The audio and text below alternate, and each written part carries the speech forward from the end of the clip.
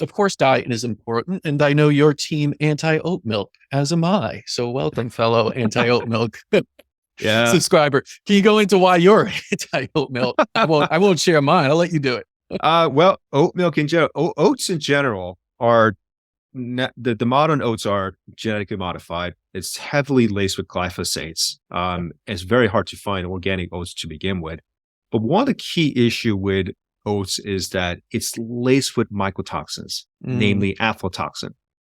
For people, or especially ladies out there dealing with severe UTI issues and chronic bladder problem, all those things, those are led by aflatoxins or mold toxins, right? So that's the number one thing that I end up having to say about that. And the second thing is that it can actually spike your blood sugar level. I don't care how well other companies end up having to market that this is a healthy drink. It is not.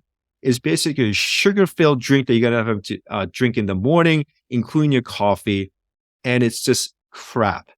So that's the reason why I don't recommend doing it. And everybody's asking about, what is the other alternative plant milk they could do? You know what? Get some hemp seed, blend that into your blender, get a milk bag, strain it out. That's your healthy drink right there. And hemp provides a healthy amount of balance between omega-6 and omega-3. So I do love drinking hemp milk, or any other things. Another thing that I started drinking is, raw A2 milk, if I could get it sometimes, basically. If you get it. If you get it. That's been great, great too. I do have a dairy sensitivity, but A2 milk, I could tolerate very, very well.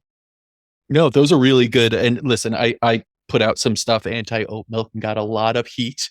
I did as well. Right? People are really attached to oat milk. It's kind of interesting that out of all things you could kind of pick and fight about, oat milk is the one that people really found or thought would be so healthy. And that's the interesting thing, I think, as you get into this and you start, I'm sure you see this in social media, is that you start to put out things that were perceived as healthy and you show them they're wrong, and people have their connections to things that they don't want to give up, even in the face of something showing them the alternative side of what they believe. So it kind of shows the belief systems really narrate what we feel is healthy or not actual science and data.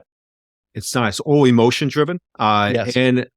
And I think dealing with the pandemic for the last 3 years really showed me what people's perception to over health and reality and what they end up having to believe to be true. And relying on government interventions, and as well as some doctors saying that this is such. You got to be your own advocate. And so my overall key message that I tell people is that the doctor of the future is you, that you have to be the best advocate as a patient to do your own research. And even for me, I mean, I end up having to produce and give all the contents that are, I think is very cutting edge and giving the right information. But in it for myself, I might be wrong as well. So do your own research, be your own advocate. But first thing you need to do is clean out your diet, keep a whole food diet to begin with, sleep well, poop well, de-stress well, right? All those things are something that our God ended up having to give to us as during our creation of our birth. But, we end up having to lose that. Why? Because we're so busy and being inundated with our own life and around us.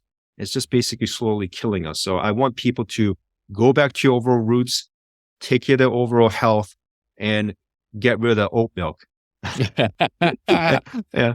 That is an empowering message, a smart message. So we'll end on that.